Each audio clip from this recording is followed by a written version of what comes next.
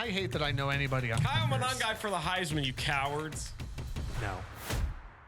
This is the Rivalry Podcast. Jace, JP, What up? Your garbage-free college football podcast focused on the Ohio State-Michigan football rivalry. Thanks for subscribing wherever you're listening right now. Be sure to follow on social media at RivalPod and RivalPod.com. We'll break the ice with a little bit of a wheel route. Lots to get to in today's episode. Did Ohio State enjoy their bye week after that grueling MAC schedule? You know what? I hope they did, because I'm ready for football to be back. What game do you have circled this weekend that is not your team? Ooh, you know what? Say what you're going to say. Before the season, I never would have thought that this was the one I would circle. Say what you're going to say, because I think it's the same as mine. Is it a Friday night game? It sure as heck is. Nebraska, Illinois? Give me two top 25 teams. Let's go. I don't know. Is it Nebraska's 22 and Illinois is 24 now? 24, 25, yeah. I mean, number one, these Friday night games are usually just trash. Last week was okay. Last week was all right. Yeah. But Illinois, Nebraska, especially because, for this podcast, you guys have Nebraska coming up later in October. Michigan's got Illinois later in October. And I think before the season, and I know Nebraska had the Dylan Raiola, he could be really good. I don't think either of our teams were circling those games and going, hey, we might want to pay attention. But we had here. a conversation literally last week about Nebraska, where we were looking at the schedule because we're planning out games that we're going to be able to go to. And I think it's Michigan State is the weekend that Ohio State plays Nebraska at home. And originally going into the season, we're credentialed for that game at Michigan together. And we were just going to plan on going down there. And we had to have the conversation about, well, do we pivot now? Well, because we're looking at Nebraska's schedule going that Nebraska might be undefeated. They're going to be undefeated coming into the shoe. So yeah, Friday night should be a lot of fun. I believe the game is in Lincoln. Nebraska kind of out of nowhere. Illinois definitely out of nowhere. Oh, for sure. And they won't. I don't think Illinois will stay there. Well, Friday's going to tell us a lot. Yeah. Friday will tell you a lot because these are two good football teams, definitely above that. I mean, they're top 25 teams, right? These are two good football teams.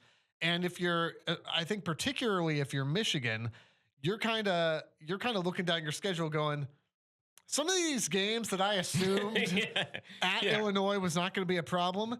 I mean, are a problem. There's depending on what happens Friday, there is a world where Illinois is ranked ahead of Michigan and Michigan's going on the road in mid-October. That is a very realistic world right now. So, but yeah, that'll be a lot of fun. I'm very curious to see what Nebraska looks like against a team like Illinois, who has been very sound defensively. And also on the flip side, what Illinois looks like against a Nebraska team that has been very sound across the board. See, I'm excited for that game as well, mostly because it's going to be one of the few games we get to watch. We're going to be on the road on Saturday, full day traveling. So I'm not going to be able to watch the Ohio State game. I'll be able to listen to it, thankfully, for at least a little bit. But I won't be able to finish it. Rutgers plays at Virginia Tech. Nobody cares. At 3:30. This guy right here cares. At 3:30. So can't watch that. I want to see Dylan Raiola because I haven't really had a chance to sit down and I've seen highlights. Yeah. But to take in a full game because outside of Oregon, that's the next game for me that I'm kind of circling going, all right, this is the next guy that Ohio State's got to somewhat worry about. Well, and I think Friday night will tell you, not that Illinois is on the level of Ohio State, but it will be interesting to see what he looks like against a pretty good Illinois defense. And so lots to enjoy about that on Friday night. A nice slate of games on Saturday as well. You mentioned traveling for Michigan USC. That's a shameless plug for @RivalPod on social media. Yeah, Instagram going to be flooded that You'll be day. down on the field getting some photos. I'll be up top. We'll be able to take in the atmosphere, share that with you. It's going to be a good time, so make sure you're following there. Let's start, though, before we get to Michigan USC, let's start with just, again, another grueling piece of Ohio State's schedule. As I don't think you should talk when you barely escaped with Arkansas State. Okay. Let's talk about a week. I figured the box score hopper would make an appearance, and we are 4.5 minutes into the episode, and there we are. We will talk about that game. Though. Let's start with Marshall. Ohio State is favored by, I think, 40.5. It is 39.5. Okay. Is what it is. Marshall's not going to threaten. So, what do you want to see in this game from Ohio State? I want to say, pretty simple. Keep it healthy. I don't want to see any unnecessary risks. You're only a couple weeks away from Oregon. And so it's coming up fast. At this point, stay healthy. It's one of those things. I mean, Ohio State in their first 2 games have put up over 50 points. It was easy for me to look at this and go, yeah, that's another 50-point blowout win. No problem. And it will be. It will be a massive blowout. I did see that Marshall, they're also coming off a bye, so they've had a little bit more time to prepare, maybe get healthy. Oh, good. I'm sure that make a difference. Their last game against Virginia Tech, they lost like 31-14. They gave up over 200 yards on the ground to Virginia Tech. Ohio State's running back core significantly better than whatever you think Virginia Tech's looks like. And if they were able to get 200 yards, I expect the same story they had against Western Michigan. Quinshon Judkins, Travion Henderson, both I expect to have big days. Wouldn't surprise me to see James Peoples get in, get some reps. Wouldn't surprise me if maybe this is the game where we see Aaron Noland for the first time, to be honest. You've seen... Brother, you might see some med student from the crowd. If I'm close enough to the field, they might pick me out of the crowd if I throw some pads on. Here's what gets me is that this is a big noon kickoff. I saw that. They announced it and they were like, get pumped up. And I'm like, it is the thundering. I understand from a big noon perspective, like you want to get to Columbus, you want to get to NR, like you want to be in the big the big teams in their big games. This ain't it. No, this is like, and I will grant you, Ohio State's home schedule this year. I mean, you've got terrible. You're at Michigan State next week. Then I think you've got Iowa the week after. And that's what I'm saying, though. It's like the home schedule is terrible, but you still have Iowa, you still have Nebraska. Like, you'll get a chance to come to Columbus. Why would you come for Ohio State Marshall? Those aren't. It wouldn't surprise me if Nebraska they probably will be, but I'm saying you don't need to force it. Why are you here? That's my question. Will be what everybody is saying to the Marshall football team, and then they'll go, they paid us, and it'll all make sense. Not much to say. It's going to be a blowout. I have Ohio State 49, Marshall 0. I have back-to-back shutouts for the Buckeye defense. Give me the same, but give them a field goal. I almost put that 49-3 because it feels foolish week after week. It's like, you guys don't analyze Ohio State. What do you want me to analyze? Did you watch the Western Michigan? They had 700 yards. And to be fair, it's a lot of what the early season was for Michigan last year, where we would come in and we'd spend a lot of time talking about Ohio State preparing for Notre Dame and games like that. And then it'd be like, well, you didn't spend much time on Michigan. Yeah, because it's Bowling Green. Although, no, that Bowling Green game... Yeah, things worked out. Things worked out, buddy. Sure. So yeah, I don't see Marshall being much of a threat here, and I think you're right. You want to get guys for Will Howard. You've now had 3. This will be the 3rd ramp up game. Yeah. And so there's a sense in which, yes, you want as many live reps for him as possible, but it's also a guy who's played a lot of college football. Well, and it's the downside of these kind of games, these schedules, where correct, you want him to go out there and stay in rhythm and stay warm and get adjusted. Yep. But you're not going to see it out of him. Yeah. So if you're going into this weekend and you're expecting a 300+ yard performance and whatever, you don't need it. You don't need it. Exactly. So I think you're going to get Quinshon and Henderson. They'll combine for 200 something yards. You'll get a mid 200 game from Will Howard. The Jeremiah Smith will show why he's Jeremiah Smith. I mean, it is what it is. The downside of, and I said this for Michigan last year too, like the downside of this schedule is that the first real test that you guys are going to have, and you could make an argument that it's going to be Iowa, but I've also watched Iowa, lost to Iowa State. Not great when Troy was leading Iowa. I mean, they had a tight game against Troy. You could say Iowa, I guess, will be the first test, but you're looking at either Iowa or Oregon as being the first game. And I'm gonna take the little Hawkeye helmet. I'm gonna put it under the Wolverine head real quick here and say Oregon being the first real test of the season is not the first test that you want to see. That's the one downside to a schedule. I mean, outside of this past weekend, Oregon hasn't been crazy impressive this season. They're still winning and they're still Oregon. I mean, you're not wrong, but also I'm not trying to discredit what they've done. They have not come out with the firepower that you expect. They have not looked like the Oregon that I think everybody hyped them up to be. Not saying that they can't get to that, but and not saying that when it comes to the Buckeyes traveling to Eugene for that game, that they're not going to be that. But right now I'm looking at that and I'm going, well, you struggled in your first 2 games. This past weekend against Oregon State, I thought would be their kind of first hiccup, and they dominated them. So they're getting into that. They won by what, 35, something like that, something crazy. So it feels like Oregon's hitting the stride. My point in all that though is as much as you like having kind of that ramp up, that is the one downside to that. And I don't know for Ohio State if you really needed that, because you want to get Will Howard familiar with the offense stuff, but this is still a guy who has played a lot of college football. It's different on the Michigan side, where Michigan would kill for the schedule they had last year to get some of this stuff to be able to run a two-quarterback system, more and figure out what this needs to look like. Yeah, regardless, you nailed it right on the head. I think this is a game where Will Howard's leadership, not Marshall in particular, but looking forward to the Oregon game. His experience, the tests are coming. Yeah, his experience is going to be the difference maker, I think, when it comes to games like that. Whereas last year with McCord and all them, you wanted that because this was their first year starting. Yeah, this isn't Will Howard's first rodeo. You've got to be able to trust the seniority of your guy, and we'll obviously get to that when the time comes. But there's nothing to really discuss. Marshall's not a great football team, although their wide receiver had a nasty one-handed catch against Virginia Tech.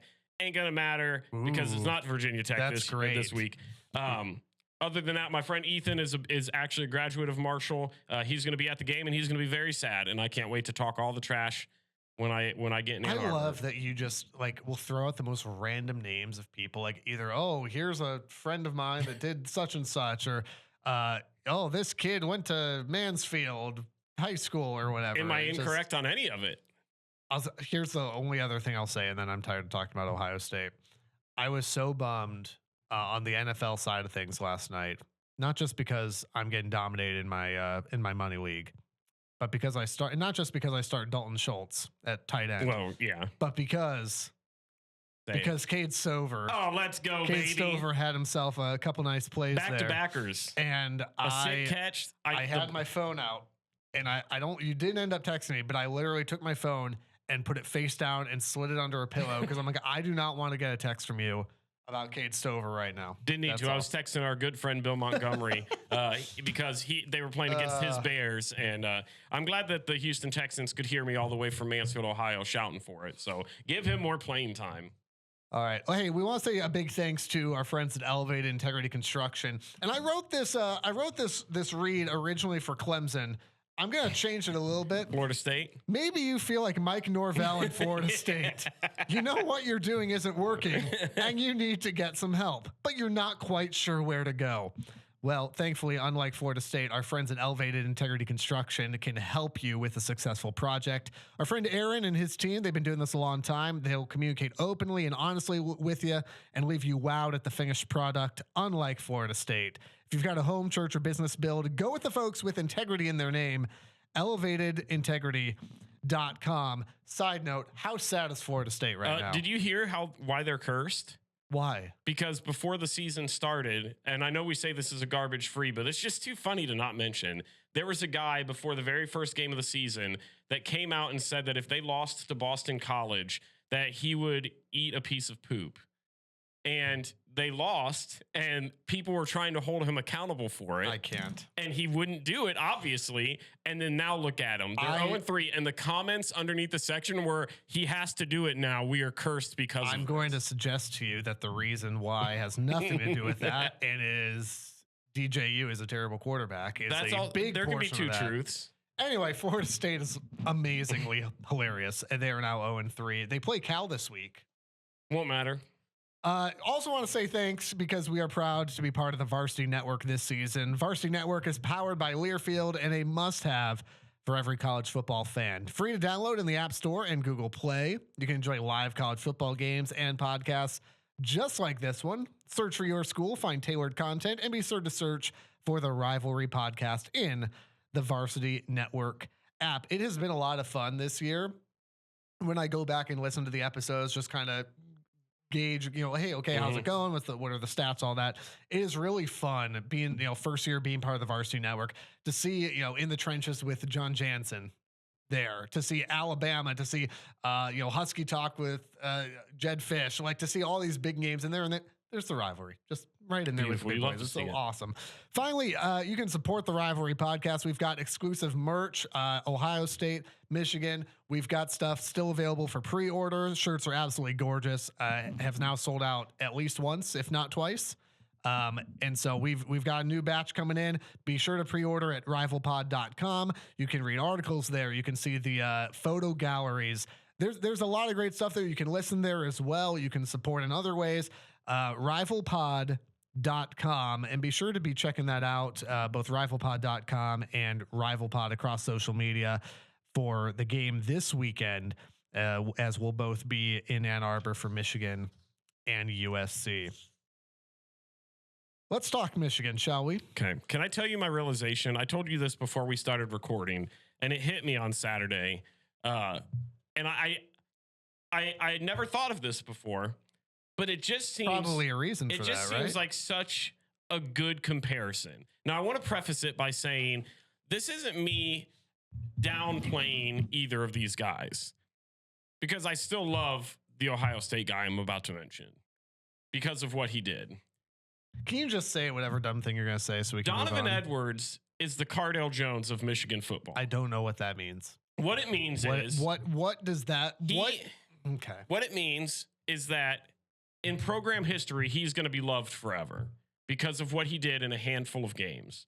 Donovan Edwards' performance against Ohio State in the playoffs with Blake Corum being out, in the championship game, the run that he had, he's going to go down in Michigan Wolverine football history as a GOAT. Maybe not that Blake Corum will be the GOAT, but he will go down and people will love Donovan Edwards, the Don, for the rest of his life in Ann Arbor. But it's much like what you're seeing with Cardale Jones. Cardale Jones comes in as a third string, leads Ohio State to a championship, has a 3-game run that is just insane, just puts up numbers, is beloved by Ohio State fans. The next year, the expectations are massive. Cardale Jones is named the starting quarterback for the Buckeyes to lead the season. You look at Michigan, and everybody was so excited that Donovan Edwards comes back.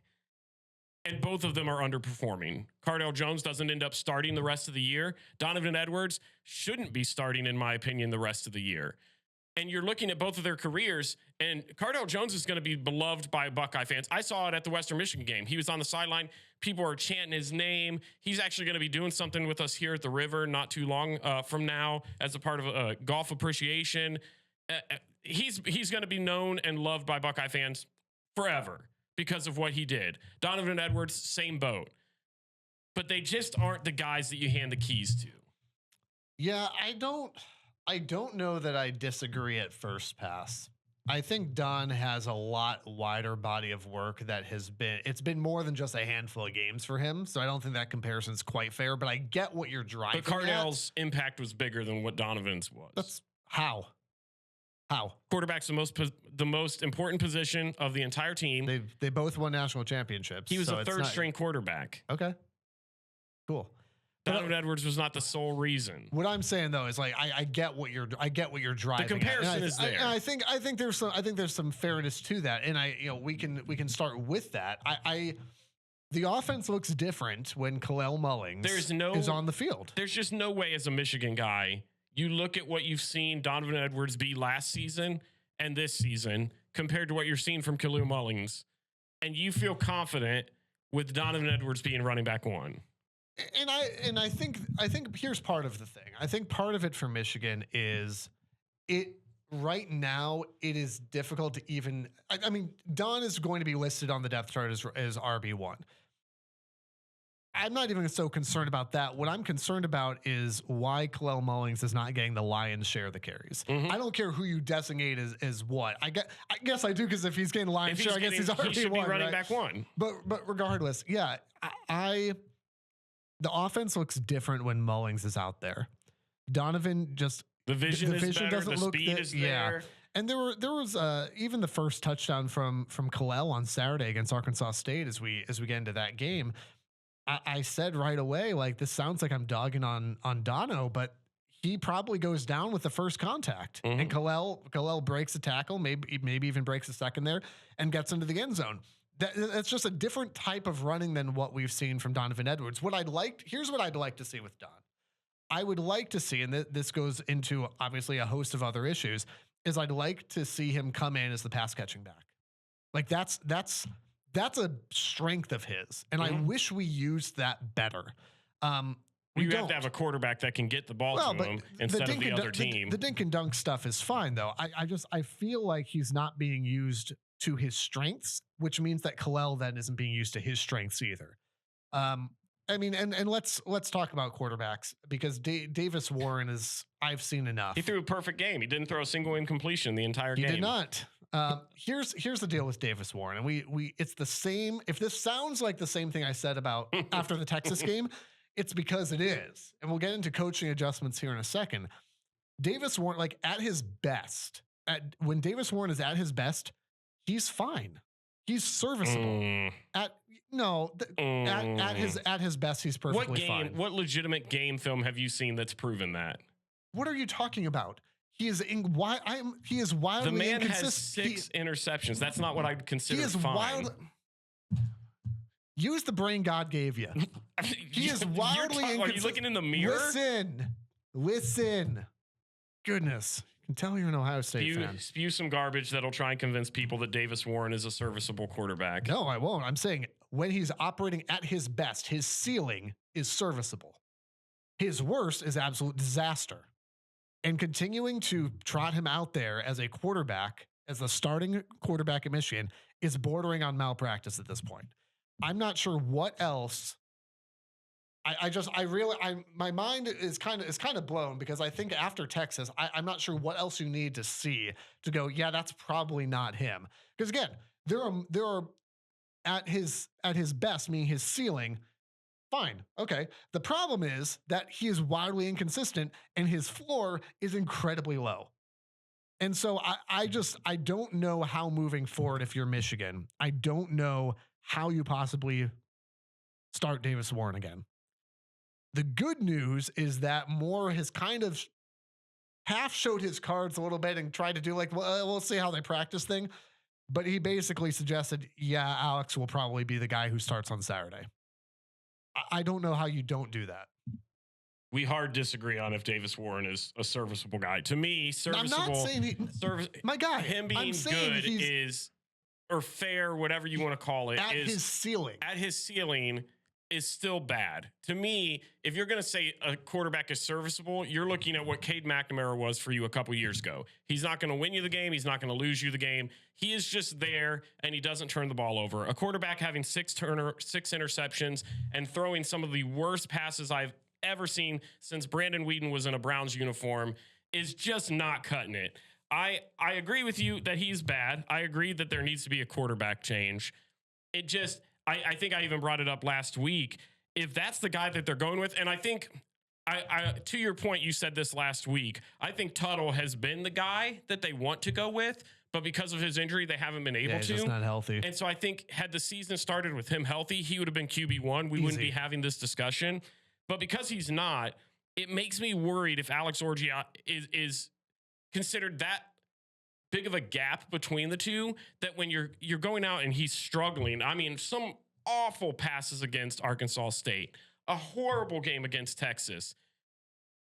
What's going to cost you from going out there? And I think I've seen you talk about this, throwing an Alex Orji out there that at least gives you a threat on the ground as well. Run RPOs for the rest of the game if you have to. Do anything, because nobody is afraid of that. I even tweeted it out on Saturday. If I'm the Buckeyes, if I'm Davison Igmanosin, if I'm Denzel Burke, Lathan Ransom, Jordan Hancock, if I'm Caleb Downs, I'm salivating watching that game. I can't wait till the end of November. If that's going to be who's throwing the ball up all day, okay, absolutely. But that's dumb, because that's not who's going to be the quarterback moving forward. Well, and it shouldn't be, but I'm also not intimidated by Alex Orji then either. And so I think if you're Michigan, I mean, if you go out there and trot out Davis Warren again, you're getting blown out. And that's what I'm saying. Is Sherrone Moore has suggested that it's likely to be Alex Orji, and I don't know how it's. Although Tuttle was in uniform this past weekend. So here's the deal with Jack Tuttle. I played my cards face down, face up, whatever the good way is, where you know what I'm trying to do. Where I'd love for Tuttle to be the quarterback moving forward. Health is obviously the number one issue why he's not. But yeah, he was questionable for Texas, didn't get in, was questionable for Arkansas State, did not end up getting into the game. So my hope was that Arkansas State, you would see Tuttle at least get some drives or something. Yeah. The fact that he didn't tells me that while he may be available for USC, he's certainly not going to start. Yeah. And my hope was kind of, hey, Arkansas State gives you a few drives to kind of get going, and you go, okay, this week of practice, you're the guy. That's not going to happen. No. That's not going to happen. Now, by the time you get to October, November, who's to say? Depends on what Orji looks like, depends on Tuttle's health, depends on a lot of different factors, right? Depends on if you win this game, depends on if you... Lots of stuff can still happen. So that's where Jack Tuttle's at. So don't hear me pivoting, being like, wait, you were saying Jack Tuttle last week. Now you're on the Alex Orji bandwagon. No, I'm still on the Tuttle bandwagon. I'm saying if Tuttle was healthy, being reasonable, if he's not starting and your two options are Davis Warren or Alex Orji, here's what Alex Orji does well. Alex Orji forces defenses to hesitate. You saw it from the second he came into the game. Yeah, there's plenty of stuff he needs to clean up and be better at. Absolutely. You are bringing him in, and that's exactly what I said last week, was if you have to run RPO every single snap, do it. Because here's what happened. The second he gets back there, even if it's a dink and dunk type pass, you still have to account for it. And there's that hesitation of, is he going or is he handing it off? See, and I'm running a dual running back system. I'm having Khalil Mullins and Donovan Edwards in the background with Alex Orji, and you're not going to know which one of the three is going to keep it. I'm running RPOs the entire and time. Again, it's Arkansas State, but you saw success with it from the second he came in. The offense looked like it clicked more. Why? Because guys have to hesitate and account for it. I don't care if you're Arkansas State or Ohio State. You have to account for his athleticism. Again, granted, 2023 is not 2024. Orji came in for a couple design runs in the Ohio State game. He did the same thing in the Rose Bowl. I'm blanking if he did in the national title or not, but he came in and he had one really nice run against, like, the athleticism is not the problem. Yeah. Okay? As far as throwing the ball, don't do it. Just simply. Well, I wouldn't even say don't do it, but you have. Be smart in the play calls that you're making, right? I love the fact that on the second drive, and he missed him. I love the fact that the first play of the second drive for Orji, they said, drop back and launch it. I love the fact they did it. I think Frederick Moore was a little slow on it. I don't think that's on the quarterback. But again, that's the sort of thing you're going to have to do it. If you've got USC coming in on Saturday, which fun fact you do, you're going to have to be able to try stuff. And so once again, I feel like I'm beating the dead horse after Texas. If the knock on Alex Orji was, well, he's not trustworthy with the ball because he's not accurate. I come with terrible news about Davis Warren, and I am begging you to stop putting that man on the field. This was one of those games where you walked into it after that bad taste in your mouth from Texas, and you wanted to see some improvement on offense, and I feel like you did. You saw a little bit with Orji, but as an overall whole, only putting up 28 can't feel super great. You got the job done. It's scoreboard's 28-18. It was 28-10. They scored in the last couple seconds. It didn't really. You could also at that point argue it was 28-3 because Michigan starts rotating second, third, fourth string guys in. Yeah, I'm not concerned about what the scoreboard looked like. Michigan was in control of that game. Here's the good stuff. Okay, here's the good stuff because I've got just notes of all the bad stuff. Is that page 4 of your 600-page manifesto, or too soon? Never too soon. Here's the good stuff. Michigan's running game ran for over 300 yards. Arkansas State's a terrible rush defense or a terrible run defense. Michigan needed to get the running game right. Okay, the whole week after Texas was this is a get right game. Running game got right. Okay. Now, the key is you have to keep that going, but you've also got to get yourself there first. So, Khalil Mullins needs to be getting Lions' share of the running of the rushing game. I'm not sure that he will. I don't know that the coaching adjustments that are necessary are being made. That applies to quarterback, right? What more you need to see from Warren to keep putting him out there, I don't know. Quarterback is an issue. The running back rotation, the fact that Evan Link keeps getting trotted out there on offensive line. If there's go back and watch a replay. Do the Big Ten and 60 thing where they cut out the commercials and it's just like play.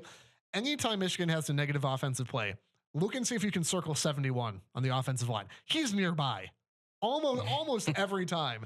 I just picture you with that. It's that meme from It's Always Sunny in Philadelphia where there's the chalkboard and it's you pointing out it's just him. Evan Link all over the place. Just being circled and you just pointing at it. Yeah. So, but again, run game did well. I thought the Michigan defense did adjust well. The opening drive was concerning to me. Yeah. But the defense, again, I'm not. Back-to-back weeks, the opponents missed the opening drive field goal. Yeah, that's nice. Which I'm going to get to that in a second here because I've got some thoughts on that. But I thought the defense did a good job. Again, I'm not concerned about, the scoreboard. The game was 28-3 and well in hand. I'm not worried about it. Here's what I am worried about on the defensive side of the ball is Michigan's got some of these old, I don't know, these old Don Brown ghosts starting to pop up. Things like just miscommunication, missed assignments, lack of tackling, basic fundamental things that Michigan defense for the last, let's say, 2021, the last 3-4 years has not been an issue. Tackling in space is a problem. Bad news. You've got a guy named Zachariah Branch about to come into your house on Saturday. That man is fast. If you have a chance to tackle him and you don't, you will get absolutely blown to smithereens. The other thing for Michigan that's popping up is the penalty issue is suddenly a thing for Michigan. Michigan allowed 2 drives to continue because they hit a guy late out of bounds on that opening drive. Yeah. Which again, it's that's on the it is on the defense because you hit a man late out of bounds. Okay, yeah, you did your job and then you didn't. And even one of the not the very last one, but the score that made it 28-10. That drive ended, but you threw the quarterback down. What are you thinking? There feels like there's a lack of fundamentals and a lack of discipline that's going to crop up in big games. If you want to beat the USCs and the Oregons and the Ohio States, Illinois for that matter, if you want to win those games, I would not throw Illinois in with Oregon. They are 24th, my guy. They are not. They're in there though. But if you want to win games against teams not named Northwestern, you're going to have to clean this stuff up because this is how you will lose football games. Well, and going back to the defensive penalties, I don't think they called it. And then there's beating yourself. Well, and I don't think they called it last week, but it should have been a penalty. Was towards the end of that Texas game. I think it was Quinn Ewers had thrown a pass or something, or he had given himself up. And a guy from the defensive line came in on the nail down. I don't think it was an intentional dirty hit, but if you're going by the rules, it still was contact with the defense. That one I'm not really that worried about because I don't think they called it. The nature of that play was, to be honest, I'm still not entirely sure what happened on that play. I don't know why Quinn went down, but regardless, it's when you are at a place where basic things are becoming difficult for you. That's a problem. What are the things you can control as a football team? Sound tackling. You can control that. You can't control, Miller Moss coming in, swinging the ball around. Okay. You can control, I can make this tackle. Okay. Sound fundamental tackling. I can not headbutt a man out of bounds. Speak for yourself. G. Scott Jr. Those are things you can control. Michigan last year, one of the reasons why they were so good, so many things, but one of the big reasons is discipline. This was I don't know where they ended up ranking as far as the least penalized teams. This team did not take penalties last year. Deep team, veteran team, experienced team, disciplined team, all the things that this year's team is not. So when you look at let's actually get to USC. When you look at a team like USC, what do I expect on the Michigan side of the ball? I don't know. And that's the concerning thing. That's the concern. So that's my analysis. My analysis is I don't know. Thanks for subscribing. Thank you so much. Very important podcast. So let's just get right to it. What's your prediction? I think USC is probably going to win. This is going against them. I don't think you've ever. So I was thinking about this. It has been, I think it's probably been 2 years. It's probably been 2 full seasons since I made a selection on here that was not. Who was the last time that you had Michigan losing? I couldn't even tell you. Because it has to have been over 3 years ago. I couldn't even tell you. It's been a while. I'll put it that way. It's been a while. Wow. But because the uncertainty at this stage in the season, because now we're 3 games in and now we're trotting out a new starting quarterbacks. Again, I'll leave the horse alone. Okay, the horse is deceased. The Trojan horse. The Trojan horse is deceased. I'll leave it alone. But you're starting a new quarterback. I don't know I don't know what to expect from Alex. I know some good things that I expect. I think it will open up the run game. I think it will open up the offense a little bit. But also, there's some big question marks because you are going to have to throw the ball. You are going to have to get creative. I'm not sure the play calling can keep up with that. I am concerned, not about the talent on defense, but I am concerned about fundamentals, like sound tackling. You get a guy in space. Can you make the tackle? I'm concerned about discipline. Can you keep from jumping off sides in a critical moment? I don't know. The only thing I know is Dominic Zveda Bing, Zveda Boom. I hate when you say that. Is going to be a factor, and that's great. He didn't really get the revenge tour thing I was hoping for this past weekend. I don't think he kicked a field goal last week. Wow. So what's your final score, though? Yeah, I'm going to take USC 27-17. Shut your mouth. Did you have the same thing? The exact same thing. Read it right there. Yeah, I read it. USC 27, Michigan 17. Because again, this is USC, I don't think USC is at the same caliber as Texas. And Texas, by the way, just went to number 1. And I wish that made me feel better about Michigan's performance, but it doesn't. What's crazy about Texas, real quick, is that Quinn goes out for that game for a little bit. And then Arch Manning gets in there. It's unfair. And it's just dominant. It's unfair. And in my first thought, for just a brief second, I thought, if you're Texas, do you have to start Manning? No. Is that even a debate? No, it's not. It's not a debate. It's not. It's yours team, and some teams are just spoiled, filthy rich. Yep, man. What I would give to get Alan Bowman back on this football team right now. Or even Cade McNamara, to be honest. They officially do not. They officially do not have the worst offense in the nation. We can stop saying it. Michigan might have taken that. We good, dog. Yeah. So while USC is not at the caliber of Texas, this is still a team that looks a lot like Texas. I do. In my score, I do think it'll be a little bit closer towards the end. I mean, 10 points isn't that drastic, but I do think it's going to be one of those things where, because Michigan's at home, and I hope that this is it because I really want to watch a good game. Yeah. I hope that Michigan can come out with some energy. I think the crowd's going to be ready to go. I think unless they get behind early, and I'm talking by double digits, I think it'll stay close. I think if Michigan turns the ball over and if USC gets up 10-14, I don't see it being as close as the score I have. But I think it wouldn't surprise me if Michigan had the lead at halftime. I do not hold that. I do not hold only because I much think confidence in that. This feels like a game where maybe Donovan Edwards, maybe Khalil Williams goes out and keeps you guys in it. I have zero faith in any of your quarterbacks to do this. And that's what. And I think the defense is still. The defense is so good. It's still a good defense. It's what you said. I think the defense is still good enough to keep you in games. I don't think USC's offense is to the level of what you saw against Texas. No, but I'll tell you what, though. It's not to the Texas level, but it's still really good. I mean, I keep wanting to call him Meek Mill. It's Miller Moss. Stop. No, I did. I had to write down Miller Moss because I keep trying to call him Meek Mill. Maybe that's a nickname. I don't know. Miller Moss is a really good quarterback. Yeah. They've got a really good offense. And to USC's credit, their defense is a lot better than it was last year. I still don't think that they're not a phenomenal defense, but it's a good defense. Let me put it this way. Fine enough to handle the Michigan offense at its current state. USC is, I'm going to ignore you. USC is a team that before the season I said, that's a pretender. There's not much there. This is a contender. This is a good football team. This is I think they are ranked 11th in the AP poll this week. So right now they're only 5.5 point favorites. So a de facto top 10 team. And here's what I'll say for Michigan. Like beyond all the, I'd like to see this. I'm complaining about that. Here's what I want. Here's where Michigan sits. Michigan gets to decide on Saturday what type of season they want to have. If you lose to USC, then here's what that tells me. That tells me that this is a team that will probably win the games they're supposed to and will lose the games that they're supposed to. Mm-hmm. You'll end up at 8-4. Cool. Not the season you wanted. You beat USC. Now you feel like your season is back on track. You feel like your goals are still ahead of you. You've still got a steep hill to climb, but you get to decide how much fun we have this season. A bounce back win is not beating Arkansas State. A bounce back win from what we saw against Texas is beating a fringe top 10 USC team. Mm-hmm.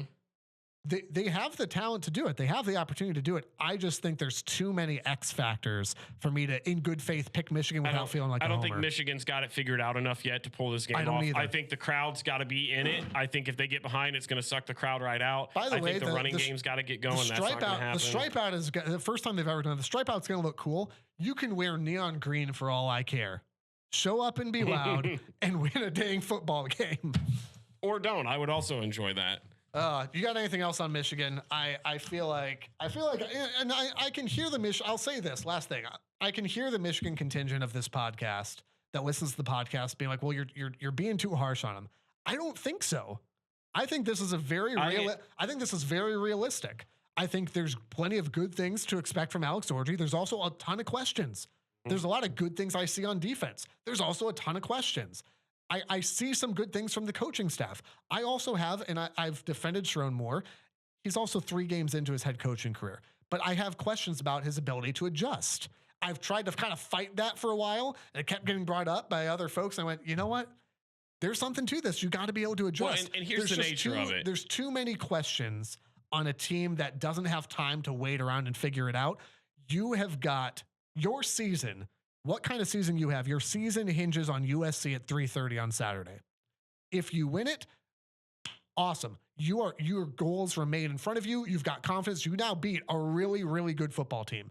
That doesn't mean that you will win the Big Ten. Doesn't mean that you'll make the playoff. But from the beginning, this whole thing was you have to split. Texas, USC, Oregon, Ohio State. Okay? If you lose the first 2, not that you can't beat Oregon or Ohio State, but if you lost the first 2, you ain't gonna win the other 2. At that point, it tells you what trajectory you're on, which is why I'd say you're probably unlikely to win those next 2. You beat USC, it's back on target. Well, and you're talking about people saying you're being too harsh for Michigan. And, I call it like I see it, though. Well, and to that, I just want to say that's what makes Ohio State and Michigan, Ohio State and Michigan. There are a few programs where that's just the expectation, and if you can't deal with it, you're not built for it. The bar is high. The bar is high every year. And Moore knew that when he took the job. Ryan Day took that when he took over the job at Ohio State. These are the expectations. You're hearing coming into this season, you're looking at Ryan Day, who consistently has Ohio State in the top of the rankings, but he loses to Michigan 3 years in a row. He's not winning championships. He's not winning a playoff game. And now these things are being brought up. Would a large majority of other programs is the perfect example. Yeah, I mean, but Ryan Day is not coaching Iowa. He's coaching Ohio State. And that's the difference. There are a few programs like Moore's that. not coaching Nebraska. He's coaching Michigan. Mm-hmm. And so comes with the territory. For the record, I think Sharon Moore is going to be a fine coach. I think he's going to be a really good coach. There's got to be there is both grace for the situation that he's in, and also the bar is high because this is where you're coaching. You're coaching at Michigan. So Michigan, here's the deal. End of the day, Michigan gets to decide what kind of season they want. They get 60 minutes on Saturday to decide what kind of season are we going to have. I don't, as much as I obviously want to see them pull the upset. It's going to be a really awkward car ride home if they lose. No, because I'll say the same things I'm saying right now.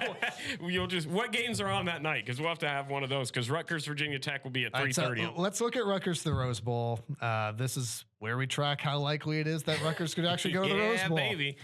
Maybe not even how likely, just the fact that hey, they're still undefeated. Right now, it's still possible. Okay. They were also on a bye week this past week. They're playing at Virginia Tech. At 3:30. Okay. They are currently 4.5-point underdogs to the Hokies. Which is a bunch of hokey pokey. If you please stop, they're not. They're going to turn themselves around. I hate that I know anybody on Kyle Monangai for the Heisman. You cowards. No. Yes, absolutely. Big Ten rushing leader from last season. I called it before the season. You can check the receipts. No one's checking the receipts for Rutgers prediction. That this would be back-to-back Big Ten rushing for the entire season. Kyle Monangai. That's great. I will text you scores because you will be on the field in Ann Arbor taking pictures. Let's finish off with Stupid Genius. This is terrible. We have not hit on a single one. We've not even been close. You took Colorado State, which I thought would fix the jinx. I've always picked Colorado over anybody that they've played. And I wasn't much better because I took Oregon State. So yikes. Do we know ball? It appears we do not. We do not. At least not when it comes to picking upset picks. Don't let this podcast fool you. Stupid Genius upset pick of the week. I feel like you're going to have the same one as me. Pretty easy. It's got to be at least a 5-point spread. You get it right, you get whatever the spread was, and we keep track, and we both have 0 through 3 weeks. Easy to keep record on. Give me BYU. Who's BYU going? BYU, Kansas State. Okay, you didn't go with what I thought. BYU 7-point dogs to Kansas State. BYU's undefeated, 3-0. Wildcats, I believe, ranked in the top 15. I think you're right. If not, they're in the top 20 for sure. I think you're right. But just had a big win over Arizona as well. But going into Utah, give me BYU. Why not? My stupid genius pick, Georgia Tech over number 19 Louisville. Right now, Louisville's 10-point favorites. I'm going to be completely honest with you. I didn't know Louisville was ranked. Number 19 in the nation. Yeah, I like Georgia Tech in that too. Why not? I thought you were going to go with that. They're 10-point favorites. I'm trying to get a serviceable lead. There weren't a ton of upset picks that I really liked this week. I'm going to be honest with you. I knew that we would be on the road traveling for a majority of it, and so I didn't want to get depressed by looking at what games I'm going to miss by being on the road. That's fair. And so I already knew Ohio State was at noon. I would miss a majority of that. I knew Rutgers played at 3:30, and I would miss all of that. And so I just didn't want to get sad. There's got to be like a Hawaii game on Peacock or something, right? I didn't want to be sad. Be sure to follow again this weekend in Ann Arbor, USC, Michigan at Rival Pod, Instagram and Twitter or X or whatever we're calling it now. Rivalpod.com. Get yourself a t-shirt. Be sure to subscribe wherever you're listening right now, whether it's through the Varsity Network app, Apple Pod, Spotify, whatever that looks like. And enjoy a good weekend of football. I hope that I get to. I can't wait. That'd be nice. I'm going to enjoy every second of that whooping. The Rivalry is a production of River Radio Ministries. Want live updates from the show? Follow us on Twitter and Instagram at RivalPod. To learn how to support the show, shop our merch, and read our blogs, visit rivalpod.com. Make sure to follow us wherever you're listening now. And if you like what you're hearing, tell a friend so they can listen too.